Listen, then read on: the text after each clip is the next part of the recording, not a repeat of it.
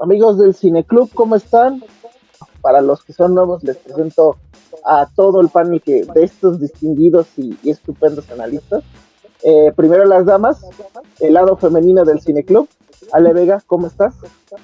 Bien, muchas gracias, mi querida Aaron. Contenta de estar aquí platicando con ustedes. Muy bien. Uriel, ¿cómo estás? Buenas noches, dama, caballeros. Buenas noches. Y el copiloto de esta nave llamada la Cinescopianeta, José Roberto. Bien, como siempre contentos de ver las películas clásicas que se recomiendan en este cineclub y de poder hablar de ellas. La verdad es que estamos ante uno de los clásicos de clásicos, no solo de John Ford, sino del cine en general. Ya nos dirán ustedes qué piensan.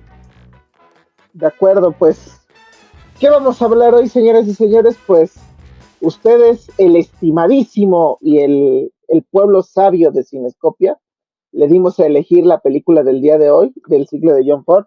Le dimos entre tres opciones: The Searchers, The White Man y The Informer. Y bueno, pues con una votación casi del 50%, ganó The Searchers.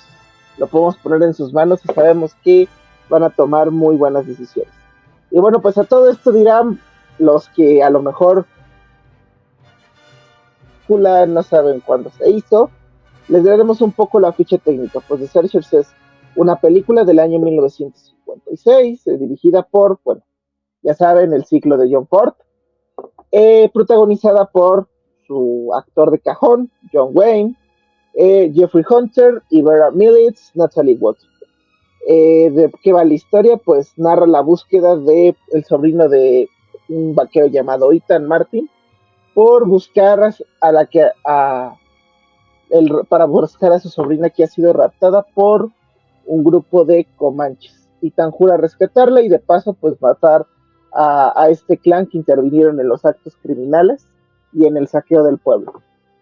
Bueno, señoras y señores, yo de golpe tengo que decir que tenía mucho que no veía esta película y cuando la vi, no niego que es una estupenda película y que creo que sí merece estar entre las grandes cintas de John Ford, pero pensaba que en este momento, si volviéramos a hacer esta película en el año 2003, automáticamente sería cancelada por muchos temas que tocó la película. Y bueno, vámonos de golpe. ¿Quién quiere empezar después de este pequeño comentario? Es una película bastante incómoda para toda la gente, sobre todo viéndola con los estándares que tenemos de valores, digamos, aquí en el 2023. Sin embargo, no pierde su lugar. Yo creo que le pasa lo mismo que películas como, híjole, se me fue el nombre de esta, de Cecil B. DeMille y de... La de Casablanca, no. El nacimiento de una nación, por ejemplo. Ah. No, Casablanca es un libro. Pero sí como el nacimiento de una nación. Pero también ya cayó en esos dramas de cancelación, ¿no? Es que cualquier película es cancelable el día de, o sea, a los estándares de hoy. No podemos juzgar las películas de hace 50, 60, 70 años con los estándares que tenemos ahora de valores. Es bueno que como sociedad hayamos evolucionado, pero pues no le resta méritos a la manufactura impecable que tiene, por ejemplo, esta película de Más corazón que odio.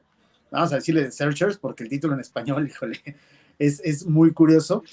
Porque no sé si ustedes estén de acuerdo, esta es una de las películas, y voy a citar aquí algo de Martin Scorsese que leía, que era la más grande película que menos gente ha visto. ¿Por qué? Porque es un clásico entre cinéfilos. El cinéfilo común, el que ve la media de películas, no la ubica como ubica. Exacto, no la ubica como ubica una Casablanca o con lo que dice José Roberto, complementando, es una película, creo que es muy excelente, es épica, tiene unas estupendas escenas, pero sí creo que Martin Scorsese tiene razón, es una película que incluso en el nivel de pesidad que tienen, muy poca gente lo ubica. Pero ¿cómo tiene el cuadro más emblemático de la historia del western? Pero creo que más bien el western sufre justo de esto que estamos platicando, ¿no? O sea, como bien mencionó Uriel, me gustó mucho el término como de espectador casual. De pronto pareciera que todos los westerns se encajonaron y tienen una idea muy parecida y entonces creo que el espectador casual cree que si ya vio una o dos que son muy conocidas, ya vio la mayoría, ¿sabes? Entonces, ya que uno habla de los encuadres o de las actuaciones o del tema, sobre todo de los colores que son súper increíbles en la película, a lo mejor sí es una cosa muy de cinéfilo, creo que esa es la cosa creo que ni en su momento tuvo todo el éxito que tuvo a la postre o que después fue evaluada. Y yo creo que el cinéfilo, perdón, el espectador casual, pues no está tan interesado o tan clavado en estas cosas que justo hoy vamos a mencionar, ¿no? Yo creo que lo dice bien Ale. O sea, el espectador casual no está acostumbrado a este tipo de películas, incluso se le llama como tal el pináculo de los westerns. Yo creo que trasciende del género, ¿eh? Yo creo que es una de esas películas que puedes ver y entender de una trama independientemente de decirle solamente es algo de nicho. Realmente lo mencionaba muy bien Ale, los colores y la fotografía, la hechura que tiene esta película en un nivel de edición y sí, del uso de lo que era el Technicolor en ese momento, el Vistavisión, ¿no? Aquí se ve perfectamente y son de estas que al día de hoy puedes prender tu televisión, gente véala por lo menos, véanla, está en HBO, y maravillarte con las tomas, con los encuadres perfectos. Y es eso lo que le hacía a John Ford ser un maestro. No olvidemos que pues esta película tiene a lo que quizás sea el mejor dueto o una de las mejores parejas de protagonistas en el western. Obviamente el gran John Wayne como Ethan y como Martin, pues Jeffrey Hunter.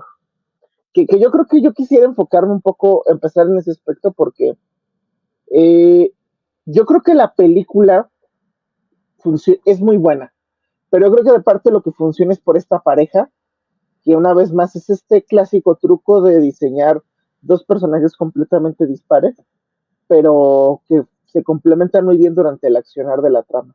No sé si ustedes también observaron esto. Yo sí lo veo, pero además creo que el personaje de Martin le sirve perfectamente al personaje de John Wayne, al de Ethan, un poco para la redención, ¿sabes? Quiero retomar lo que estabas diciendo de si la película el día de hoy fuera cancelada, que probablemente, porque pues sí es un tema que todo el tiempo carga en el personaje de Ethan el desprecio, ¿no? Hacia todo lo que tiene que ver con la gente, pues con los nativoamericanos, y todos los indios, y lo ves desde el principio, ¿no? Te das cuenta de que desprecia a este chico, que no lo considera su familia y demás, pero conforme va avanzando la cinta, de alguna manera se va haciendo parte de su, o sea, empiezan a generar una cercanía, tan es así que a final de cuentas sí lo acaba considerando, pues tal cual como prácticamente su heredero y demás. Entonces, si bien el tema de ser racista se le nota mucho y por eso sería cancelada la película, creo que el personaje de Martin, además de esto de que a final de cuentas siendo dos personas muy diferentes acaban congeniando, creo que le sirve mucho al personaje de Ethan como redención y eso también está como muy importante. Me gusta que a final de cuentas no quede siendo como el más malo o el racista que era al principio. Y además se agrega de que ambos personajes parecen ser el ocaso y el inicio de una nueva era dentro del propio género. Lo habíamos discutido con El hombre que mató a Liberty Balance, que era la simbolización dentro del western clásico, de que era el fin de una era. Creo que aquí podemos ver que es el inicio del fin de esa era, nuevamente con el personaje de John Wayne que representa al héroe clásico, que aquel alguacil que hacía todo lo posible por mantener al pueblo a salvo. Y también tenemos a este joven mestizo que a pesar de obviamente sus orígenes, trata de buscar una nueva alternativa, de buscar un nuevo propósito dentro de este nuevo camino que tiene. Aunque eso implique llevarse la contraria con su tutor o incluso ganarse su odio porque los valores que tiene son diferentes. Yo sí voy a disentir completamente contigo, Uriel, porque el personaje de John Wayne se aleja completamente de lo que es el héroe clásico. Es más, yo creo que estamos incluso ante un personaje que si bien sí tiene su arco de redención, sí funciona perfectamente como un antihéroe. O sea, no sé si a ustedes les sucede, pero a mí me pasa que, número uno, tengo que decir que es el mejor papel de John Wayne. Es la mejor actuación de John Wayne. Y yo sé que es debatible, que mucha gente podrá decir alguna otra película, pero para mí ese juego de miradas que tiene John Wayne aquí es de verdad llevado a un punto bastante alto, digamos. Pero aquí estás hablando de un personaje que es un perdedor, de alguna forma, que mira con desprecio a sus enemigos, que tiene pensamientos oscuros, que, digamos, alguien a quien del destino ha alcanzado de alguna manera. Pero ves en él tantos dejos de racismo que, si bien llevan un tema de reivindicación, también lo ves con una suerte de rechazo. O sea, el mismo personaje de Martin rechaza el pensamiento de Ethan. Entonces, eso es lo que creo que hace muy rico y muy interesante al personaje de John Ford, que puedes sentir por él una fascinación y un repudio al mismo tiempo. Nunca te dejas de sentir atraído hacia el personaje, pero también, y aquí lo voy a poner a la mesa, yo creo que no llega a tener una redención del todo. Cumple su cometido, porque cumple lo que él, digamos, de alguna forma buscó durante 9, 10 años y ha venido haciendo. Pero se convierte esto también en una historia de que una vez cumplido ese propósito, ya no le queda más por hacer al personaje de Ethan, y nunca cambió la visión hacia los comanches, y nunca cambió la visión hacia su misma gente. Él, recordemos que es un soldado confederado que pues sigue con los ideales confederados e incluso desprecia a los yanquis. De hecho, una manera como de presentarlo de un antihéroe son la escena de las puertas. Aunque yo sí coincido aquí con lo que dice Uriel. Igual es un poquito más vieja que lo que fue The Man with Liberty Balance, pero de cierta manera también creo que es otro papel donde John Wayne representa un vaquero que a lo mejor ya no cuadra con la sociedad actual de una manera indirecta. Y con lo que tú dijiste, José Roberto, y con lo que dijo Uriel, por eso es el plano de las puertas. Y en el plano final te lo demuestra. O sea, John Wayne se queda afuera de la casa. Ya no regresa, ya no entra porque uno ya cumplió su cometido, ya no tiene, bueno, en ese momento ya no tiene otro propósito. En el fondo sigue siendo el mismo cuate racista que fue o que al inicio de la película. Y lo único que te dice el encuadre la puerta es que él se cierra y pues buscará otra aventura y los que se quedan dentro de la casa pues son los que se quedan. Que él queda fuera justamente, y perdón aquí que tome de nuevo la palabra, pero es interesante en este recuadro icónico, que de hecho fue el que pusimos de fondo, hay una mitad de oscuridad a la derecha y a la izquierda. O sea, el encuadre va únicamente al personaje, porque como lo dices, se queda fuera. Él decide no entrar a la casa, pero también se le cierra la puerta para entrar. Y es un reflejo, digamos, de quién es el personaje y cómo llega a esta sociedad, cómo ve a esta sociedad. Por eso te decía que de alguna forma se queda sin el propósito, porque lo cumplió. Ethan lo cumplió al traer a Debbie de vuelta. Y ahora él simplemente se da la vuelta y se aleja, pero sabe que está destinado a vagar por siempre, o sea, que no tiene cabida en este mundo y que simplemente va a ser un alma más a la deriva en el viento. Yo así interpreto al personaje y creo que por eso lo hace muy distinto a lo que es el camino del héroe de cualquier otra narrativa. Le da muchos matices y no termina siendo como, por ejemplo, en Río Grande, que creo que sería más cancelable hoy en día. O sea, yo quisiera retomar justo lo que dijo Roberto porque me gustó mucho esta idea que como estamos acostumbrados en los westerns a que nos van a presentar al héroe, ¿no? Pero a mí me gusta mucho lo que se mencionó de alguna manera que estamos viendo a un perdedor, porque ya desde que nos presentan el personaje de Ethan viene de haber perdido la guerra, ¿no? O sea, viene de una derrota ya de por sí y eventualmente ¿cómo empiezan a suceder las cosas con la familia? Pues porque lo engañan, ¿no? Porque prácticamente le dicen, oye, ayúdanos a salvar nuestro ganado y etcétera, y resulta que eso era una emboscada. Entonces, pues no estamos viendo al héroe ganador que se la sabe todas y que va por encima de todos, ¿no? Creo que sí tiene cierto historial o cierta sombra que le hace la película desde el principio que te dice, este cuate no viene bien y sí no es el héroe que esperamos ni el yo puedo todas. Y eso me gusta, me parece diferente.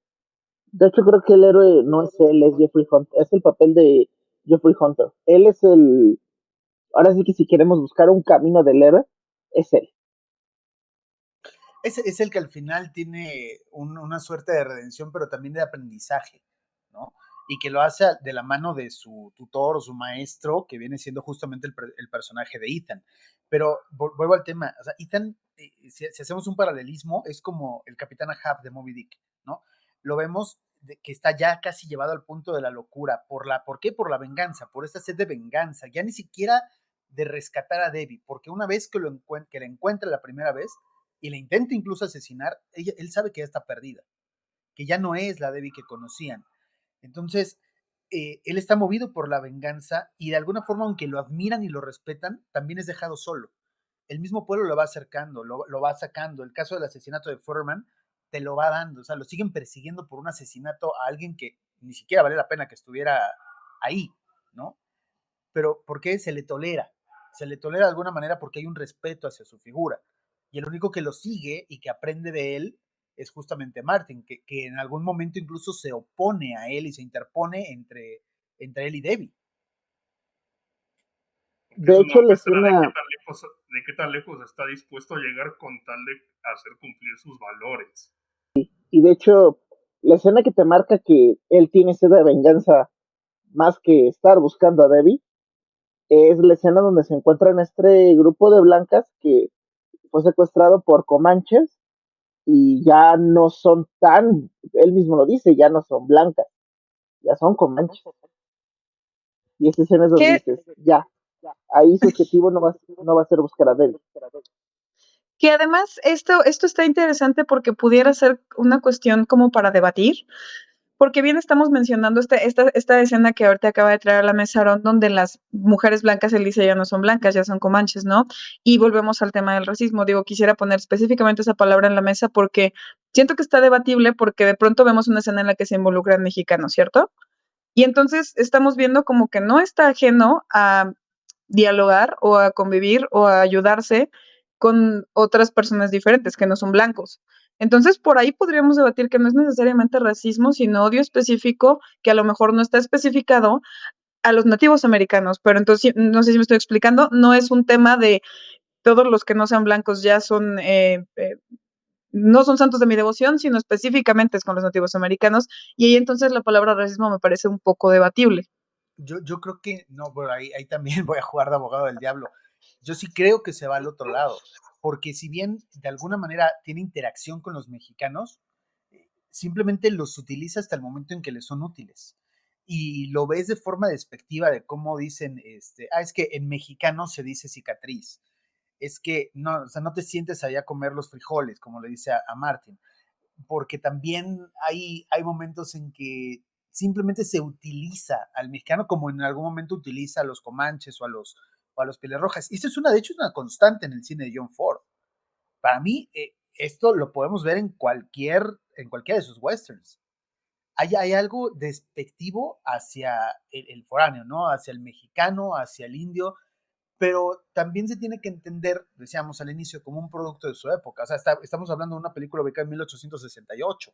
La forma en que se tenía de ver a los mexicanos no era muy distinta de lo que está reflejando John Ford. Sin embargo, sí me parece que es una película que tiene muchos dejos de racismo, pero esto es visto desde nuestra perspectiva hoy en 2023.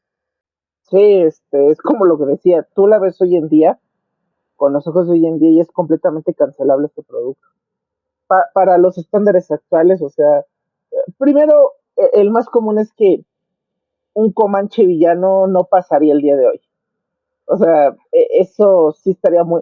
Los que serían los villanos en este caso sería el grupo liderado por John Ford.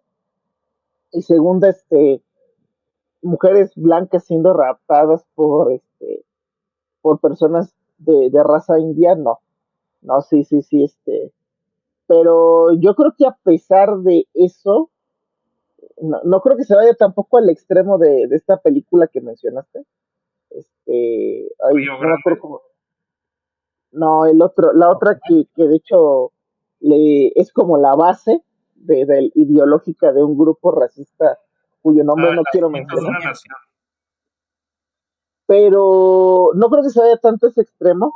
Creo que sí es producto de su época y también es producto de la época que quiere retratar. O sea, eh, no nos hagamos tontos, o sea, sí había, a lo mejor no era, los comanches no eran los malos completamente, pero sí en la época del Medio Oeste sí había una lucha entre estos indios nativos americanos y los vaqueros.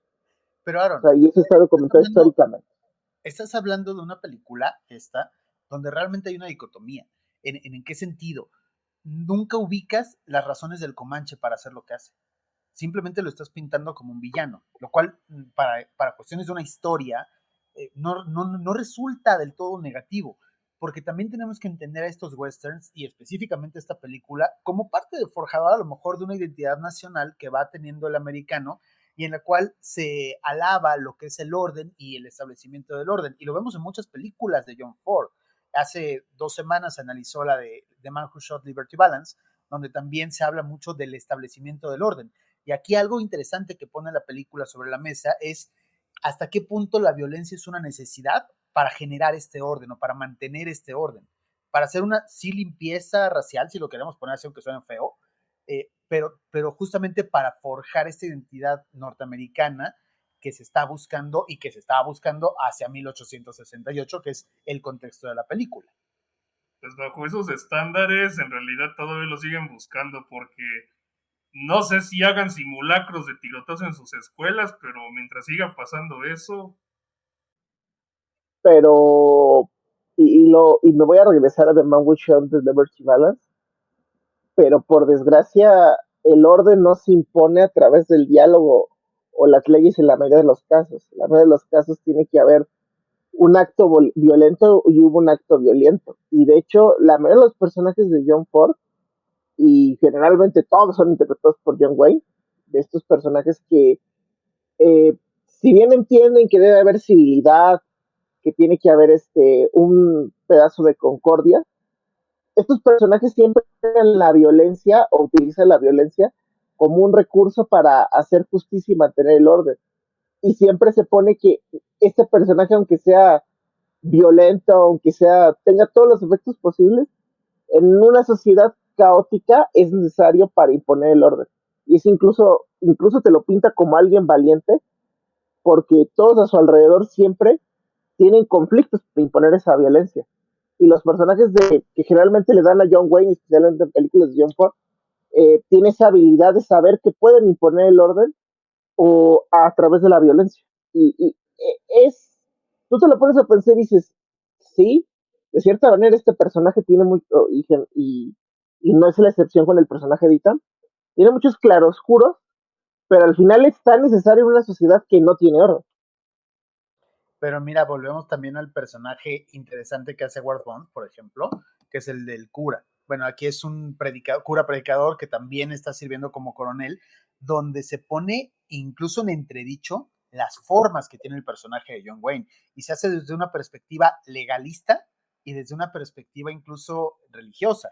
O sea, ¿dónde está la ética en lo que hace? Sin embargo, se justifica para el bien de la trama el decir, justamente esta violencia se convierte en una necesidad para sobrevivir en el entorno que le está tocando vivir y para cumplir el cometido, porque lo que tiene enfrente Ethan es un sentido épico que tiene esta película, o sea, es una odisea misma que está haciendo o que está cumpliendo para después de 10 años llegar a su cometido, que era el rescate de David. Pero bueno, yo creo que sí se cuestiona y lo hace de alguna manera bien. ¿A través de qué? De estos personajes, de algunos diálogos y de incluso de gente como el mismo Martin que se oponen a la forma de ser de Ethan. Que de hecho ya te establece el claroscuro del personaje. Que, bueno, yo lo escribía en el artículo de realidad contra fantasía. Lo que te va a ayudar mucho cuando haces un retrato de personajes son los claroscuros. Y en este caso, como han escrito a Ethan, que tiene, a pesar de que sea un personaje pintado de manera heroica, porque incluso José Roberto dice es como un antihéroe, por los claroscuros que le van pintando. En este caso, porque hay personajes desde el cura hasta Martin que le cuestionan su manera de actuar y no lo idealizan como tal. Y eso, imagínate, estamos hablando de años 50, o sea, ya era consciente de que este tipo de personajes, no sé si el escritor era consciente, pero sabía que no podía idealizarlos tanto, que tenía que ponerle cierto stopper, y ahí coincido contigo, se lo hace de manera perfecta. Fíjate que hablabas ahorita como datos curiosos y como el guión. Esta película está basada en una historia real. Está basada en una historia en la cual sí hubo una persona que fue raptada por los Cherokees y alguien que la buscó durante 10 años y que fue rescatada después. Entonces, llevar esa historia, digamos, hacia el cine también fue algo interesante, justamente porque por los matices que se le puede dar a todos estos personajes. Entonces, si hablas de un trabajo de guión fuerte, sobre todo específicamente hablando de personajes, no creo que todos, y aquí yo lo voy a decir, no es mi película favorita de Ford, no es mi película favorita en muchos sentidos, sin embargo le reconozco la maestría. Pero ¿por qué digo que no es mi favorita? Porque también creo que se dejan sueltos muchos otros personajes alrededor de esta pareja de Ethan y Martin, ¿no?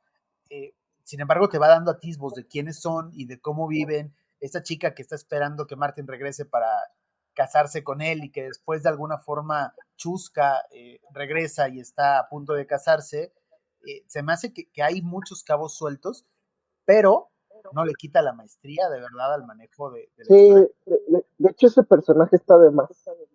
Sí, yo lo veo más como fichas que van entrando y saliendo de escena. O sea, el enfoque principal son precisamente estos dos personajes.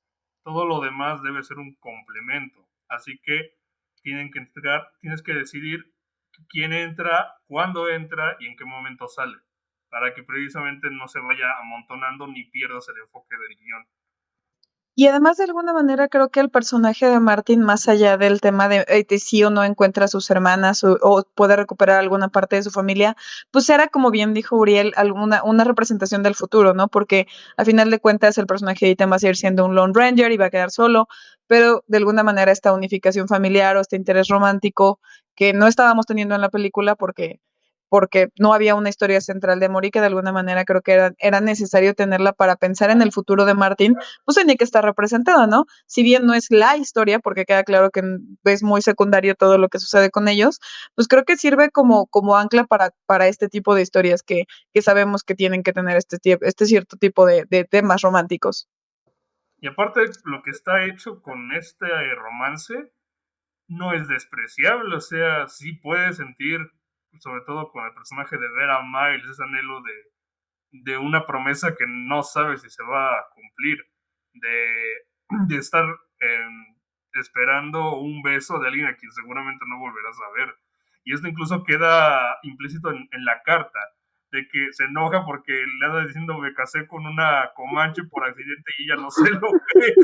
Y también sirve, para esto sirve el humor, para aligerarte una trama que tiene muchísimos tintes muy oscuros.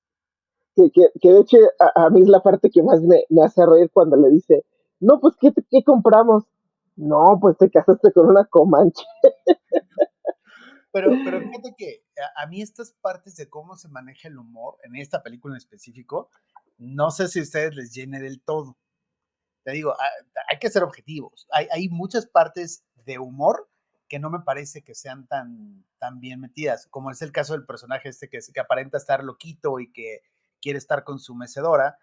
Y justamente cuando mezcla esta pelea, cuando regresan por la mujer, ¿no? Por el personaje de Vera Miles. Esta pelea a puños que se hace, que es una forma más cómica a lo mejor de ponerlo, como cómico es el tema de que se casó con una comanche, ¿no? Y cómo la trata. Sin embargo, a mí el personaje de esta india comanche que se casa por error, por así decir, me parece interesante justamente para ver cómo se ven a los indios, a los comanches, desde la perspectiva tanto de Ethan como de Martin, que es algo muy distinto. Cuando huye ella y que después la ves en el campamento muerta, o sea, no hay ni siquiera un rasgo de ternura hacia ella, ni de decir, oye, mira, aquí estaba, oye, pobrecita, mira lo que tuvo que vivir. O sea, hay muchos rasgos de los personajes de Ethan que se van contrastando contra este sentido del humor un poco, híjole, yo no lo pondría como soso, porque no lo es, sino que un poco forzado, si lo queremos poner ahí, pero que sirve para ejemplificarte cuál es la visión de Ethan, porque cuando Ethan ve a esta mujer ahí, simplemente pasa a su lado. cuando Ethan ve, por ejemplo, a los indios que lo están persiguiendo a través del río y que le dice el cura, oye, déjalos que recojan a sus muertos, él dice, no, discúlpame, yo voy a seguir haciendo. Hay una escena al inicio bastante impactante en el cual Ethan le dispara a un comanche simplemente para que su alma no pueda descansar y siga vagando.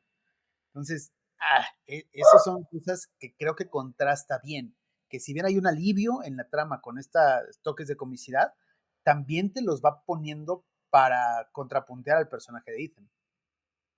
Que aparte yo sí te secundo en la idea de que sí, comparado con otras historias, es un poco como metido con calzador. Ahí sí estoy de acuerdo, porque tú te recordarás, Roberto, que platicábamos que en Stagecoach el personaje, por ejemplo, del alcohólico que no quería que se bajara el productor de whisky o algo así, nos tenía súper divertidos. Y era un gran personaje porque después tenía profundidad, porque después tenía una razón de ser y había un background pues, que te hacía tener un sentimiento muy agradable con él, ¿no? A pesar de que era una parte muy cómica. Entonces, obviamente, si lo comparamos, por ejemplo, específicamente con un humor que se generaba ahí, este sí se ve como con calzador. No lo veo tanto con calzador, pero creo que no es tan efectivo como lo que mencionaron de este espacio. No. Sí, sí, ahí creo que son esas partes que entiendo por qué no es, muchos dicen, no es la mejor película de John Ford, y ahí sí estoy de acuerdo, creo que no es de las mejores, pero sí podría ser un top 6 top 7 fácilmente. Por cierto, no sé si quieren rescatar algo más de la trama. Muchas cosas, o sea, si podemos hablar incluso de la soledad como uno de los personajes, y la soledad en el sentido de cómo la asume el personaje de Ethan, yo creo que es algo que se puede rescatar. Y la otra, pues bueno, hablando desde el punto de vista femenino, que me gustaría escuchar a Ale aquí cómo ve el tratamiento de las mujeres, sobre todo en esta escena que mencionabas al inicio, ¿no? Cuando se rescata a las mujeres blancas, que dicen, sabes que estas ya no son blancas, ya son comanches, y el tratamiento que tiene, por ejemplo, hacia Condevi al final. Híjole, aquí sí es un tema bien ríspido, ¿no? Porque digo, y no me voy a ir más lejos, me gustaron todas las menciones específicas que hiciste, podemos sacar mucho de ahí, pero específicamente la forma en la que tratan a la Comanche con la que se casa accidentalmente, que es lo que eventualmente, digo, decir que la agrede físicamente, me parece que sí está feíto. O sea, si recolectamos ciertos momentos, porque por ejemplo, cuando le menciona, creo que Lori le menciona a Martin que, pues, si para ellas pasan toda la vida cosiéndoles y lavándoles y no sé qué, o sea, hay como unos detallitos ahí que pues, realmente no les da fuerza. Y vuelvo al ejemplo de Stagecoach porque lo platicamos aquí. Ya platicábamos acerca de esta mujer que venía de un modelo que, sí, a pesar de que era una alienada del grupo, ella tenía mucha, era una damisela que necesitaba que la rescatara John Wayne. Entonces aquí eso no lo veo. Aquí yo solamente veo personajes secundarios. Digo, está esta historia, esta idea de que John Wayne tenía, bueno, el personaje de John Wayne, Ethan, tenía este sentimiento con cuñada, que no sé si pudiera ser un chisme que pudiéramos abordar, pero más allá de eso, siento que están totalmente relegadas. Aquí sí me falta que haya un poco más de poder, porque en general sí me parecen meros artefactos de la trama, pero nada más relevante que decir eso. Ciertas cosas que, como bien dijo Aaron, si hoy las evaluamos con los ojos del 2023, sí están muy cuestionables. O sea, Christopher Nolan casi lo quieren colgar porque escribió mal unos personajes femeninos de Oppenheimer. No quiero saber lo que le va a pasar a John Ford en esta película. Solo Pero no diré sé, que ha habido cosas peores. sí, claro, o sea, Peter Pan. es que yo no sé si sean mal escritos, ¿eh? O sea, al final del día no estoy diciendo que estén mal escritos, simplemente es perpetuar, digamos, la forma en la cual se veía a las mujeres en esta época, y creo que lo hace a través de pocos diálogos, por ejemplo, y tampoco lo voy a culpar porque le ponga pocos diálogos, pero sí porque a pesar de que es poca la aparición de mujeres, sí también es interesante y medular el cómo lo hace. Ninguno de nosotros podría negar que esta película tiene dos momentos o dos, no sé, escenas icónicas de más no poder. El cierre, que es justamente lo que vemos de aquí del personaje de Ethan en la puerta yéndose perdiéndose hacia el horizonte, pero el otro momento icónico que a mí me pone la piel chinita acá que lo vuelvo a ver es justamente cuando Ethan levanta en brazos al personaje de Natalie Wood, a Debbie, y de alguna manera la levanta en vilo y después la acurruca en sus brazos. Para mí ese es el momento más claro de redención, digamos, porque de alguna manera Ethan está incluso perdonando, que no tiene nada que perdonar, pero está perdonando esa transformación que había tenido David, ¿no? Y viene esta redención. Entonces, sí tienes mujeres como punto medular dentro de la trama. Sin embargo, o sea, su participación no es tan como nos hubiera gustado a lo mejor en esta visión verla y Sí. como ya había hecho John Ford en algunos otros personajes de otras películas. Y justo es lo que te digo, parecen solamente artefactos que le funcionan a la trama, pero yo no las levanto más allá de eso. Digo, si acaso Debbie se vuelve el motivo, pero más allá, pues tampoco es como que tenga un papel relevante. Digo, la vemos al principio y al final. Es que incluso con los estereotipos de la época, creo que hay, creo, 4 ejemplos que tuvimos en este cineclub de personajes femeninos mucho mejor escritos que lo que vimos aquí. Kikosh, The Grace of Wrath, The Man with Shown the Liberty Balance, la primera que tuvimos, de la de Que Verde era mi Valle. Digo, ahí hay mujeres protagonistas que incluso con todo y los estereotipos de la época están mucho mejor escritos que lo que estuvo escrito a lo mejor los personajes de esta cinta. Y ese es algo que quizás le podremos poner ahí un asterisco a este guión de John Ford, pero pues, no hay nada más que creo que decir en ese tema. Ahora, yo quiero poner un poco de contexto histórico en el año en el cual está filmada esta película. John Ford viene quizás en su punto más bajo, como persona y como director.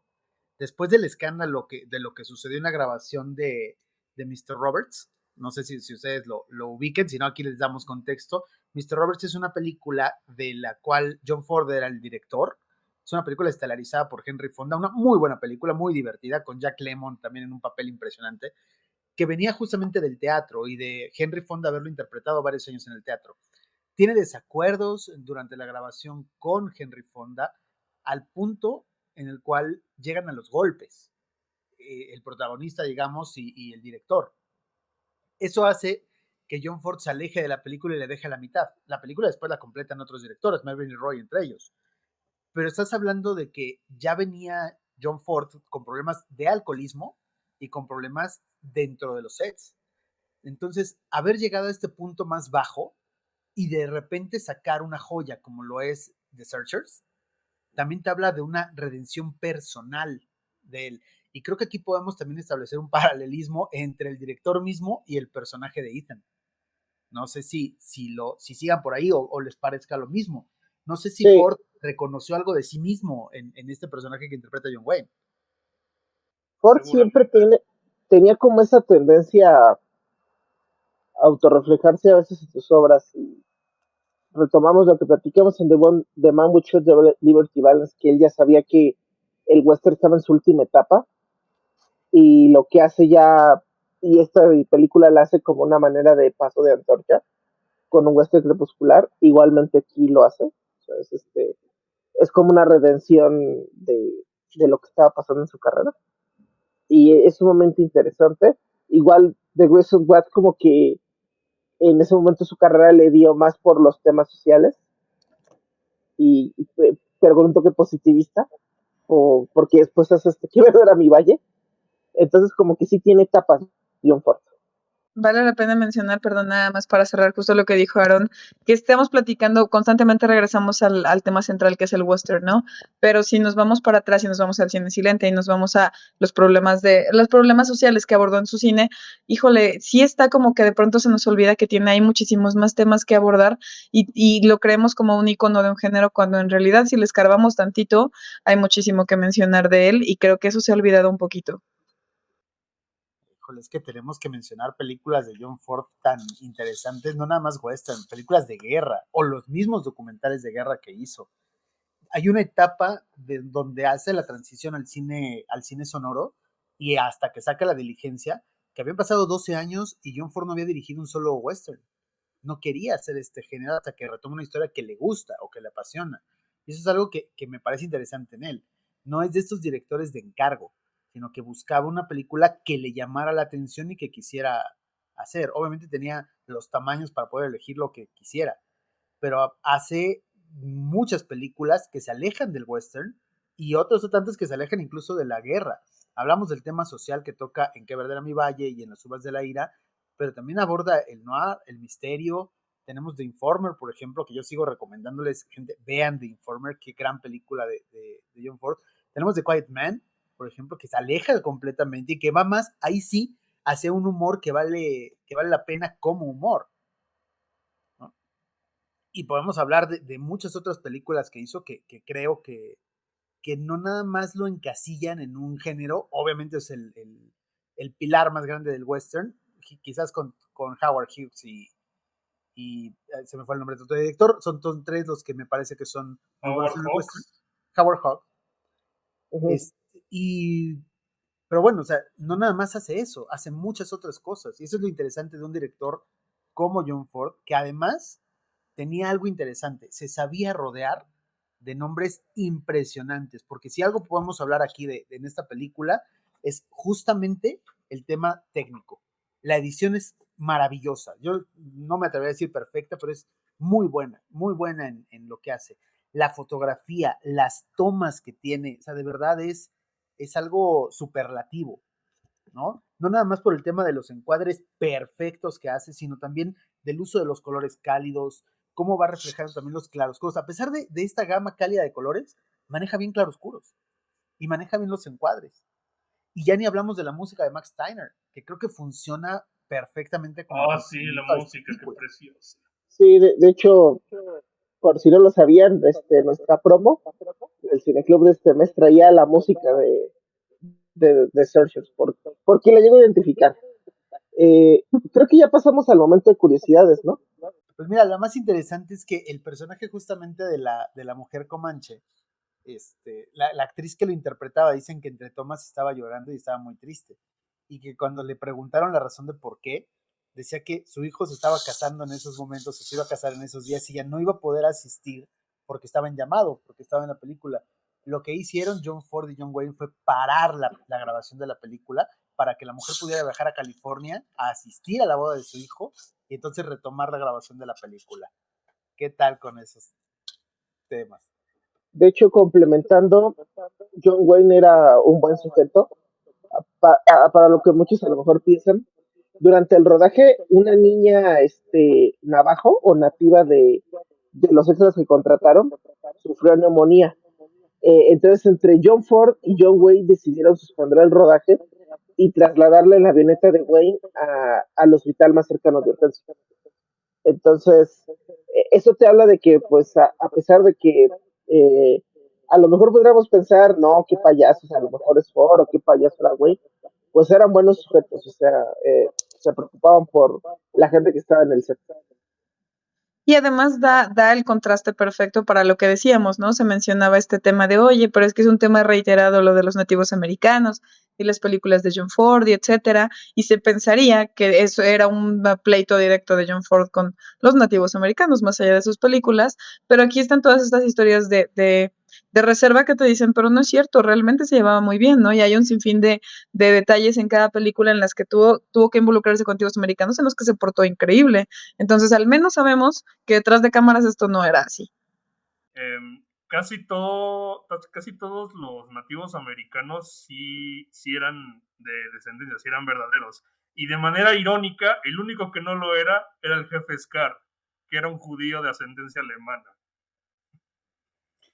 Y que se le ven las facciones, ¿no? No sé si ustedes lo ven igual. Absolutamente, no tiene para nada cara de nativo americano. Dentro de otras curiosidades, es que dicen que este era el personaje favorito de John Wayne, al grado de que su hijo le llamó Ethan Wayne en honor al personaje que interpretó en esta película. Y la otra que a mí me parece bastante interesante es que dentro de los fans de esta película, cuando se estrenó, estaba Buddy Holly, que le gustó tanto la película y la frase que repite constantemente el personaje de Ethan, que es That'll Be the Day, que una de sus canciones más icónicas se llama justamente así, That'll Be the Day. Entonces, hasta el rock and roll llegó el impulso de esta película. Que después de años que pasó, después de que muriera Warburg, quien en la película interpreta al capitán o al sacerdote, iban a filmar una escena de diálogo entre John Wayne y War Bond, y de repente, en lo que Wayne recitaba sus diálogos, la cámara se apagó. Entonces el cinematógrafo se extrañó y dijo, ¿qué está pasando? Pensó que se había descompuesto o algo así, y de repente así de la nada, ¡pum!, se prendió. Entonces, ya años después, los técnicos se dieron cuenta que la cámara se había apagado porque War Bond había desconectado la cámara y había conectado su rasuradora eléctrica y se estaba rasurando. Y John Ford no supo nada, nada, hasta que después de que muere War Bond, en una entrevista homenaje que le hacen, uno de los técnicos, no me acuerdo si fue el cinematógrafo de la película, comentó esta anécdota y John Ford se quedó impresionado porque no sabía qué había ocurrido en ese momento. Entonces, queda como una anécdota interesante. Recuerden, si alguien está usando una cámara, no conecte su rasurador eléctrico. Y una curiosidad más es que la clásica pose que hace John Wayne al final la hace de homenaje a un amigo que era también un actor de western llamado Harry Carey Jr., que había fallecido 10 años antes y quiso hacer esa pose que era muy característica de este actor dentro de la película. E incluso contrató a su esposa y a su hijo para que interpretaran a la familia de Ethan dentro de la película. Ahorita que hablamos de curiosidades, esta película fue la primera en utilizar un making of en Hollywood. ¿Detrás de cámaras? Sí, un detrás de cámaras. Que de hecho se quedó guardado y enterrado porque se comenta que Natalie Wood expolió lo que pasaba con su personaje. Entonces, yo creo que se guardó para el DVD o no sé dónde habrá quedado, pero interesante curiosidad. Hablando de curiosidades o de lo que pasó detrás del set. Y bueno, para nadie es sorpresa que esta película está considerada entre las 10 mejores películas de la lista que hizo el American Film Institute. Está rankeada en esta lista y dentro de sus fans, o sea, personajes o directores que han dicho que esta película es una influencia muy grande para ellos, están, nada más ver la lista, Steven Spielberg, Martin Scorsese, George Lucas, Jean-Luc Godard, John Milius y Paul Schrader. Le han tratado de rendir homenaje a esta película específica durante muchos momentos de su carrera. Y no nada más se queda ahí. Se dice que David Lean, antes de filmar Lawrence de Arabia, veía esta película en reiteradas ocasiones como de alguna forma de saber cómo filmar estas escenas con, digamos, con los paisajes de fondo. O sea, para poder inspirarse. Imagínense David Lean. A ese nivel estamos hablando de la influencia que tiene esta película y todo el cine de John Ford. Y yo sí quiero preguntarles a ustedes, Uriel en algún programa anterior nos decía que esta era su película favorita de John Ford. A mí me gustaría escuchar ahora sí que las razones de Uriel, que nos diga por qué considera The Searchers como la película número 1 en la filmografía de este director que tuvo decenas de películas.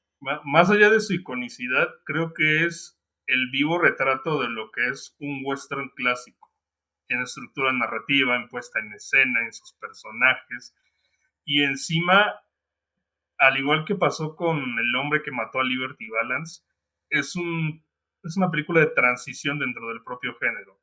E incluso personalmente, es uno de los poquísimos western clásicos que a mí me gustan. Y es que no soy fan del género, sobre todo de la época más clásica, porque me hace cabecear cada vez que lo veo. No pregunten por qué, no sé por qué.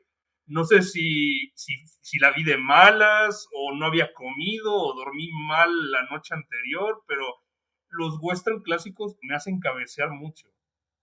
Y este es de los pocos que puedo ver completo, además, que no me produce esa sensación de quererme dormir. Porque es una película que está tan bien hecha en todos los apartados, que sí, que tiene sus bemoles con algunas situaciones y la cuestión histórica y sí, pero está tan bien hecha que no le puedo recriminar. Yo, a diferencia de Uriel, pues yo no me duermo en el western. El western es mi género favorito y de hecho creo que No sé si, creo que a muchos o a algunos cinéfilos les pasa que aprendemos a analizar cine con el western. No sé ahí si soy el único o por ahí sí varios. No, yo empecé con animación. Bueno, algo nos decía Fed, ¿no? Que cuando él tomaba clases de cine, justamente los profesores le recomendaban ver western para aprender sobre la estructura de una película. A mí la verdad es de que siento que el género suele estar menospreciado, que mucha gente habla, digamos, mal del género western como un producto menor, cuando no lo es en realidad. Hay muchísimas películas westerns que valen toda la pena. Yo atrevería a decir aquí The Oxbow Incident, o Los Imperdonables, o Shane, o High Noon, o sea, muchísimas películas. The Hablamos Goods de de la... Bada no, The Goods de Bada Noway también. Sí, Sí, o pero sea, una ves Guardia ese de Feo tiene Numa. acción, así que con todo y que eso está bien hecha, la acción es más un complemento para que Incluso te parezca hace tediosa. rato José Roberto decía que este era que creía que era la mejor actuación de John Wayne. Yo difiero ahí. Hay otra super película que hasta los Coen hicieron un remake, True Grief. La True Grit. original, a mí se me hace la mejor actuación de John Wayne. Yo sí Ah, difiero, ¿eh? A pesar de que le da el Oscar a John Wayne, esta película, que también ya hace hacia el final de su carrera, muy cercano a su muerte, yo sí creo que aquí el juego de miradas y de gestos que hace dan un punto adicional a la actuación de John Wayne. Y creo, yo sí lo sostengo, que esta quizás sea mi actuación favorita de él. yo creo que sí es de. Por ejemplo, Uriel ya dijo que la pone en sus favoritas. Pero ustedes en qué lugar la pondrían del top de John Ford? Al menos top 3. No, o sea, para mí incluso se sale del top 5, a pesar de que me De encanta plano. y que creo que es una de las grandes películas, pero yo de las que revisitamos en este cine club, pondría por encima Que Verde era mi valle, pondría por encima, sobre todo Las uvas de la ira, que creo que es la mejor. Incluso como western, a mí me gusta más La Diligencia, y pues algunas de las películas que dejamos fuera, pues habría que mencionar, yo decía yo, The Informer, The Quiet Man. Sin embargo, decíamos, a mí me parece que este en específico, en el lado técnico, la hace sobresaliente.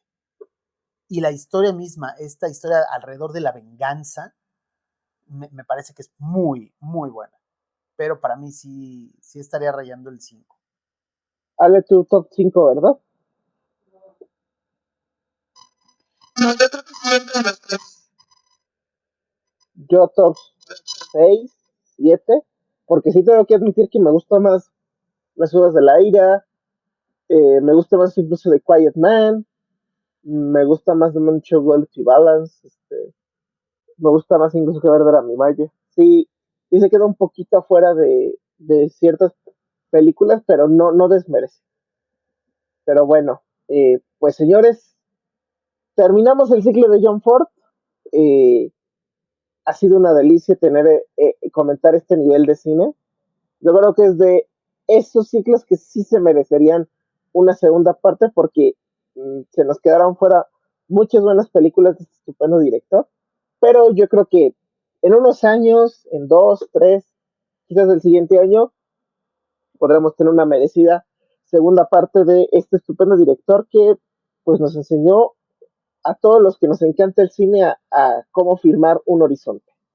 Y bueno, Aaron, yo también le pediría aquí al público que, para empezar, que se suscriba al canal, que no deje de darle like a los videos, que active la campanita ahí para que estén atentos a los estrenos que hay, pero también que nos dejen en los comentarios cuál es su película favorita de John Ford y qué ciclo le gustaría que hiciéramos aquí en el Cine Club. Estamos abiertos a que público nos digan de qué película les gustaría que habláramos.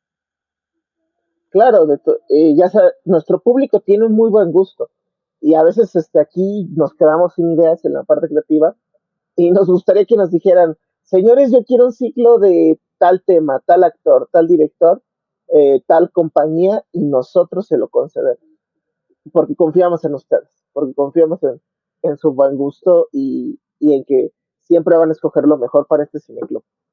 Y bueno, coméntenos en la cajita, igualmente su película favorita de John Ford, que sí que les gustaría, y no olviden suscribirse al canal de Universo Cinescopia.